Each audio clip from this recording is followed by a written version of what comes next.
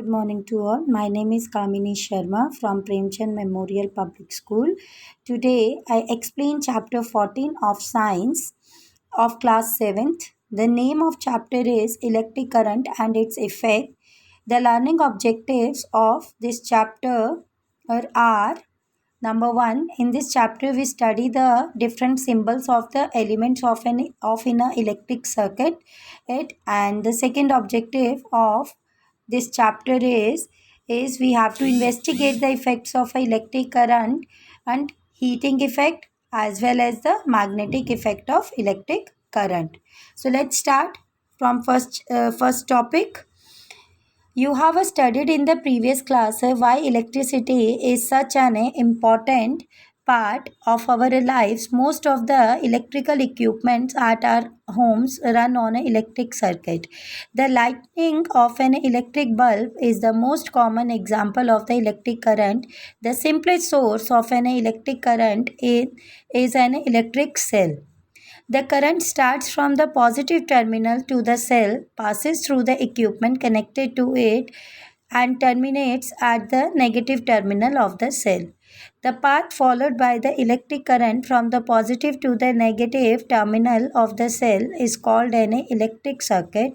The electric circuit is complete if there are no breaks in the circuit. Such a circuit called a closed circuit.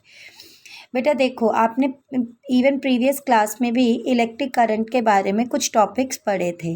अब electricity होती क्या है? Electricity अगर हम देखें तो अगर हम लोगों को जैसे सरवाइव करने के लिए फूड चाहिए होता है, शेल्टर चाहिए होता है, वाटर और हमारी बॉडी इनटेक करती है, सेम इसी तरह से इलेक्ट्रिसिटी का कंसेप्ट भी हमारी डेली लाइफ के लिए काफ़ी यूज़फुल है और इवन इम्पॉर्टेंट है.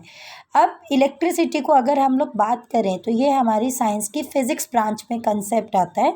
इलेक्ट्रिसिटी का मतलब होता है कंटिन्यूसली फ्लो ऑफ चार्जेस का लगातार फ्लो करना. अब जो चार्जेस होते हैं, charges are of two types. दो तरह के चार्जेस होते हैं हमारे. एक होता है पॉजिटिव चार्ज और एक होता है नेगेटिव चार्ज. जैसे आपकी बुक में इवन एग्जाम्पल भी दी है कि अगर हम लोग इलेक्ट्रिकल इक्विपमेंट्स की बात करें, अगर हम अपने घर में जो डेली लाइफ में बहुत सारे इलेक्ट्रिक इक्विपमेंट्स यूज़ करते हैं, लाइक ट्यूबलाइट हो गया, बल्ब हो गया, फ़ैन हो गया. अब ये एग्जैक्टली वर्क कैसे करते हैं? ये वर्क इसीलिए करते हैं क्योंकि उसमें क्या होता है, इलेक्ट्रिक करंट फ्लो करता है. अब इलेक्ट्रिक करंट फ्लो कैसे करता है? वो फ्लो करेगा जब एग्जैक्टली चार्जेस का फ्लो होगा. चार्जेस मेनली क्या होते हैं? दो तरह के होते हैं. एक होते हैं पॉजिटिव चार्ज और एक होते हैं नेगेटिव चार्ज. अगर हम लोग सिंपल बात करते हैं हमारी बैटरी की, लाइक जैसे टॉर्च है. अब टॉर्च जो है वो रन कैसे करती है? टॉर्च के लिए हमें क्या करना होता है? बैटरी बैकअप चाहिए होता है, जिसमें उसमें हम लोग इलेक्ट्रिक सेल्स डालते हैं. तो वो जो इलेक्ट्रिक सेल्स होते हैं, उन इलेक्ट्रिक सेल्स के क्या होते हैं? पॉजिटिव टर्मिनल होता है सेल का और नेगेटिव टर्मिनल होता है सेल का. तो वो जो पॉजिटिव और नेगेटिव टर्मिनल होता है सेल्स का, they act as a charges. वो मेनली चार्ज की तरह एक्ट करते हैं. अब जब चार्ज जो है वो हमेशा पॉजिटिव टू नेगेटिव की तरफ ही मूव करना चाहिए. चार्जेस का फ्लो हमेशा पॉजिटिव टू नेगेटिव की ही डायरेक्शन में होना चाहिए. अगर तो दोनों टर्मिनल्स में हमारे क्या है, सेम चार्जेस है, लाइक बैटरी का जो एक एंड पॉइंट है वो भी पॉजिटिव है और बैटरी का दूसरा एंड पॉइंट भी क्या है, पॉजिटिव है, तो पॉजिटिव पॉजिटिव क्या करेंगे, रिपेल करेंगे. जब एक सिमिलर चार्जेस इस जो है बैटरी में पास ऑन होते हैं तो उस केस में इलेक्ट्रिक करंट इंड्यूस्ड नहीं होता है, इलेक्ट्रिक करंट प्रोड्यूस नहीं होता. अगर हमें इलेक्ट्रिक करंट को प्रोड्यूस करना है तो बेटा उसके लिए ये इम्पॉर्टेंट होता है कि दोनों के जो बैटरी के हमारे टर्मिनल्स होते हैं वो दोनों टर्मिनल्स ऑपोजिट होने चाहिए. एक टर्मिनल पॉजिटिव होना चाहिए और एक टर्मिनल नेगेटिव होना चाहिए. तो जब हमारी जो बैटरी में सपोज पॉजिटिव और नेगेटिव दोनों टर्मिनल्स हैं उस सेल में, तो उस सर्किट को हम लोग इलेक्ट्रिक सर्किट का नाम दे देते हैं. अब पॉजिटिव नेगेटिव दोनों हैं तो पॉजिटिव क्या करेगा, पॉजिटिव मूव करेगा नेगेटिव के टूवर्ड्स.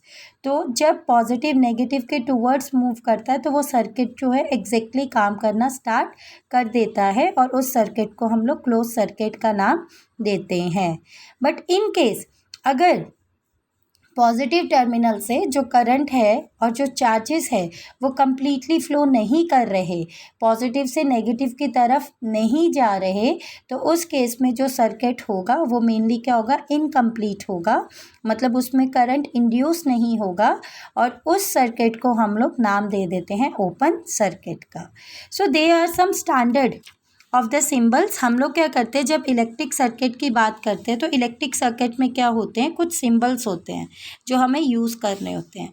लाइक अगर इलेक्ट्रिक सर्किट की हम बात करते हैं, वो मेनली किन किन कंपोनेंट से बने होते हैं, they are made up of wire, cell, battery. अब वायर क्या होती है, ये एक स्ट्रेट लाइन होती है जो मेनली क्या करती है, वही जो करंट सर्किट में फ्लो करना है वो कैसे करेगा, with the help of a wire. अब वायर जो है बहुत सारे मेटल से बनी होती है, इवन वायर जो है वो कॉपर से बनी होती है। अब उस वायर पे हम लोगों को करंट ना लगे, इसकी वजह से वायर को क्या किया होता है, प्लास्टिक और रबड़ के साथ ऊपर कोट किया होता है, उसको कवर कर दिया जाता है। सेल जो है ये एक लॉन्गर लाइन होती है और एक शॉर्टर लाइन होती है। सी दिस, ये क्या है, हमारा सेल का स्ट्रक्चर है। ये एक लॉन्गर लाइन होगी और एक शॉर्टर लाइन होगी। अब ये जो लॉन्गर लाइन होती है ये मेनली किसको रिप्रेजेंट करती है, पॉजिटिव टर्मिनल को, पॉजिटिव साइन को, और शॉर्टर लाइन किसको रिप्रेजेंट करती है, नेगेटिव टर्मिनल को, नेगेटिव चार्ज को। देन थर्ड जो हमारा कंपोनेंट होता है वो होता है बैटरी। और बैटरी मेनली सिंपल क्या होता है, यही जो सेल्स हमने ऊपर पढ़े, पॉजिटिव और नेगेटिव टर्मिनल, इनका कॉम्बिनेशन जो होता है वो चेंज हो जाता है बैटरी में। लाइक ये देखिए, सी, जैसे ये एक पॉजिटिव टर्मिनल, ये नेगेटिव टर्मिनल। अब इसमें मेनली कितने सेल्स हैं प्रेजेंट, दे आर 3 सेल्स, 1 2 3, क्योंकि ये एग्जैक्टली ये जो पेयर बन रहा है पॉजिटिव और नेगेटिव का, ये एक सेल कंसीडर किया जाता है। तो जब हम इन सेल्स को कंबाइन करते हैं तो वो चेंज हो जाते हैं बैटरी में। देन थर्ड जो हमारा कंपोनेंट होता है, स्विच होता है।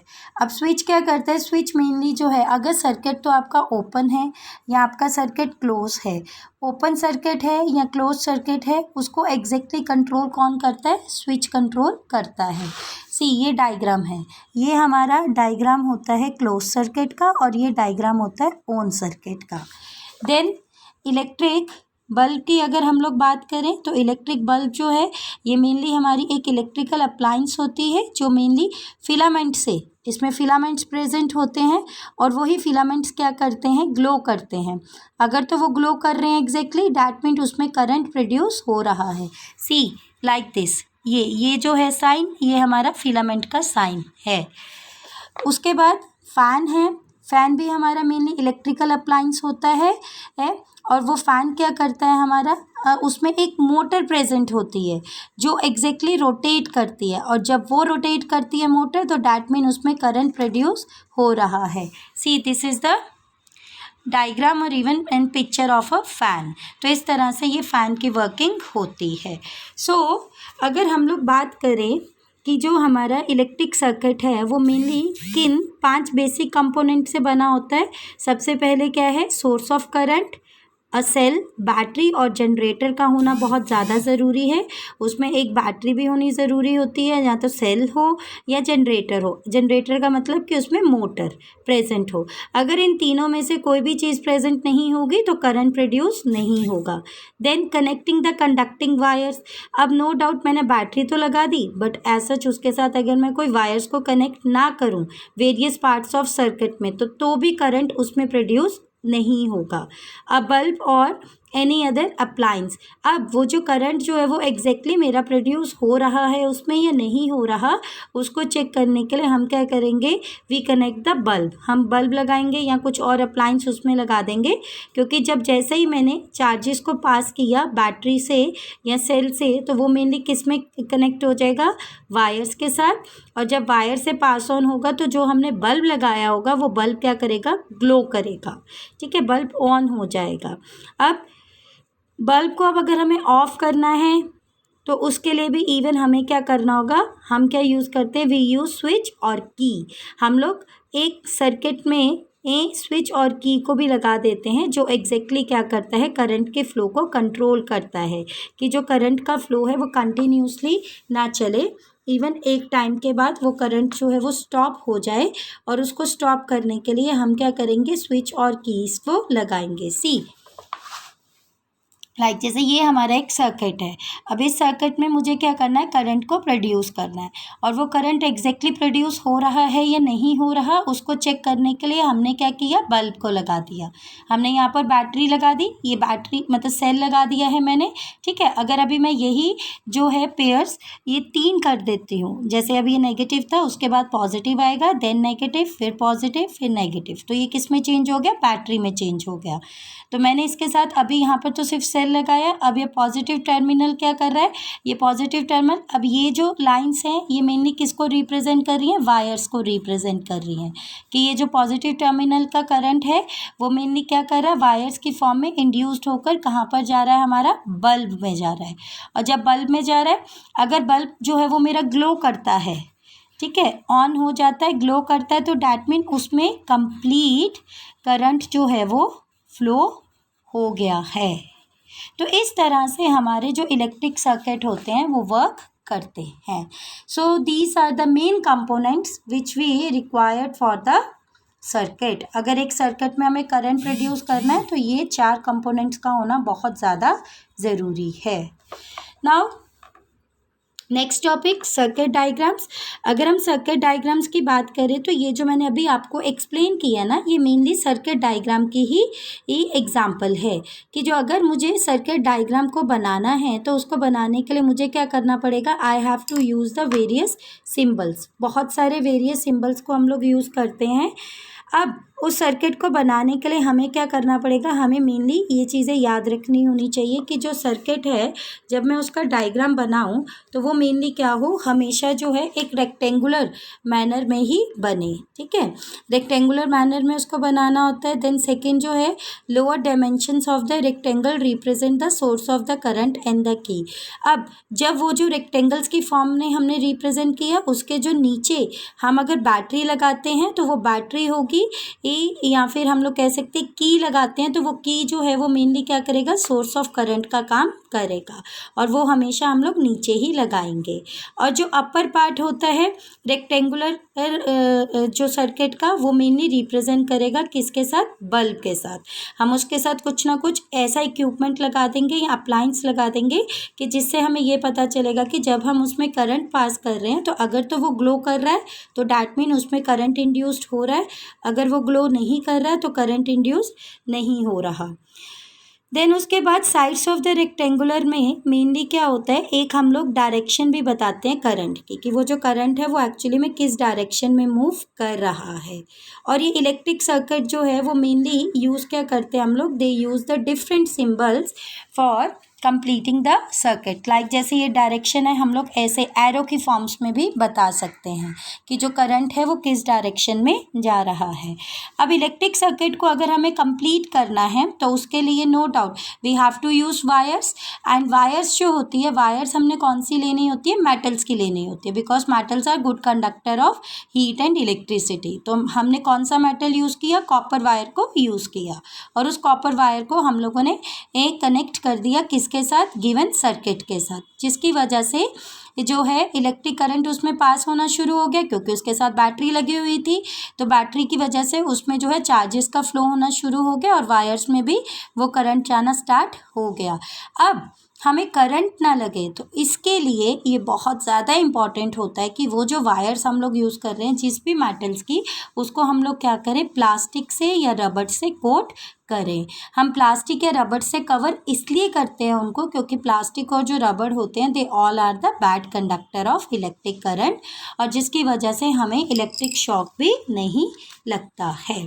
So this is the way even in इसकी हेल्प से हम लोग क्या करते हैं, इलेक्ट्रिक सर्किट कैसे वर्क करता है वो सब फैक्टर्स के बारे में हम स्टडी करते हैं। So these are the various factors which we use for the study of the electric circuit. Now अब इलेक्ट्रिक सर्किट की अगर हम बात करें तो इसमें मेनली दो लॉस भी होते हैं, ठीक है।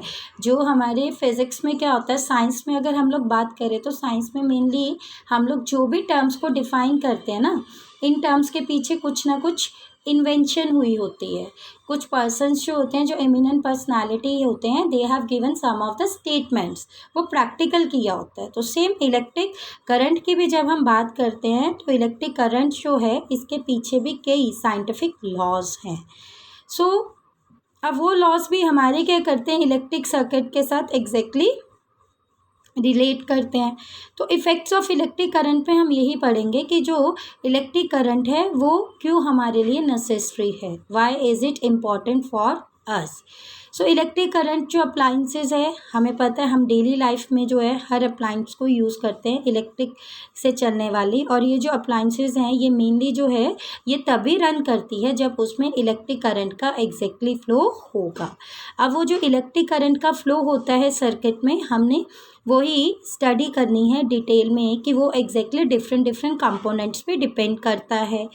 इवन हमने ये भी चीज़ की ऑब्जर्वेशन की है कि जो इलेक्ट्रिक करंट है, अगर प्रॉपरली वो जो वेरियस कंपोनेंट्स हमने उसके साथ कनेक्ट किए हैं, अगर वो प्रॉपरली फंक्शन कर रहे हैं तो डैट मीन जो भी मैंने डिवाइसेस लगाई होगी जिस पर मेरे को करंट को चेक करना है, लाइक मैंने बल्ब लगा दिया है तो वो बल्ब क्या करेगा, ग्लो करेगा। तो अब इसी चीज़ को हम लोग मेनली रिलेट कर देंगे लॉज के साथ। जैसे हमारा एक फर्स्ट लॉ है heating effect of a current.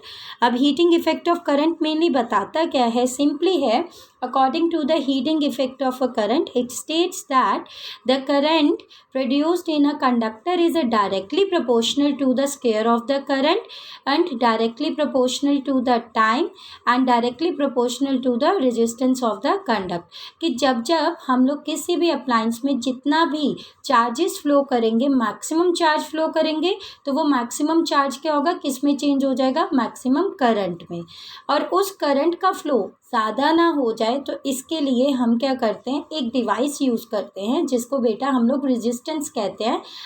And even that you study in higher classes resistance का कंसेप्ट। जो रेजिस्टेंस है वो हम लोग यूज़ करते हैं करंट को रेजिस्ट करने के लिए, कि अचानक से बहुत ज़्यादा ना करंट फ्लो करके धीरे धीरे करंट का फ्लो हो, तो उसके लिए हम लोग रेजिस्टेंस लगा देते हैं। अब ये जो पूरी प्रोसेस है कितनी देर के लिए हुई, तो वो इलेक्ट्रिक करंट का जो हीट एनर्जी प्रोड्यूस हो रही है वो उस टाइम के साथ भी हम लोग रिलेट करते हैं। जैसे अभी देखिए आपकी बुक में भी दे दिया है कि हम अगर एक इलेक्ट्रिक बल्ब को लेते हैं तो इलेक्ट्रिक बल्ब को जैसे ही हम लोग ऑन करते हैं तो वो हीट करता है। अब जब वो हीट करता है तो डैट मीन उसमें इलेक्ट्रिसिटी प्रोड्यूस हो रही है। अगर हम बात करें यही जो इलेक्ट्रिक बल्ब की, तो इलेक्ट्रिक बल्ब में मेनली क्या होते हैं, हमारे कॉइल्ड वायर्स होती हैं, लाइक ये जैसे जो है, ठीक है, इसको हम लोग फिलामेंट भी कहते हैं और ये मेटल्स की बनी होती हैं, कॉइल्ड वायर्स होती हैं। और ये हमारा जो बीच में होता है इसको हम लोग टंगस्टन कहते हैं। और यही टंगस्टन जो है वो रेजिस्टेंस को, मतलब करंट को रेजिस्ट करता है कि करंट धीरे धीरे से फ्लो करे, क्योंकि अगर अचानक से करंट फ्लो कर जाता है तो बल्ब जो है वो ब्लास्ट होने के भी चांसेस है। तो इस तरह से जैसे जैसे उस पर करंट पास होगा तो ये जो टंगस्टन है it act as a resistance, वो रेजिस्टेंस की तरह काम करेगा और जो बल्ब के फिलामेंट है वो गर्म हो जाएंगे, टेम्परेचर भी बढ़ जाएगा और बल्ब जो है वो ग्लो करना स्टार्ट कर देगा। बट नो डाउट अगर हम उसमें वही रेजिस्टेंस के कंसेप्ट को यूज़ नहीं करेंगे तो करंट क्या है, कंटिन्यूसली बहुत ज़्यादा भी फ्लो कर सकता है, जिसकी वजह से जो बल्ब है वो ब्लास्ट भी हो सकता है। और इवन इन जो है अगर हम उस बल्ब को अब क्या है उसमें ऑलरेडी हीट प्रोड्यूस्ड हो गई है जब चार्जेस का फ्लो हुआ है, तो अगर मैं उसको टच करूँगी तो वो मेरे लिए हार्मफुल भी होगा, इवन मेरे हैंड्स वगैरह भी जो हैं वो बर्न हो सकते हैं। तो इसलिए हमें जो है लाइक जब हमें बल्ब को यूज़ करना है हमें तभी उसको ऑन करना चाहिए, अदरवाइज़ जब हमारा काम पूरा हो जाता है तो काम पूरा होने के बाद हमें उस इलेक्ट्रिकल इक्विपमेंट को स्विच ऑफ कर देना चाहिए। So I hope so topic is clear to all. Please go through all the topic from the book. I have explained you till heating effect of current. Revise it, and if you have any query please send it on a WhatsApp group, and rest of the topics I explain you in a next video. Thank you and have a nice day.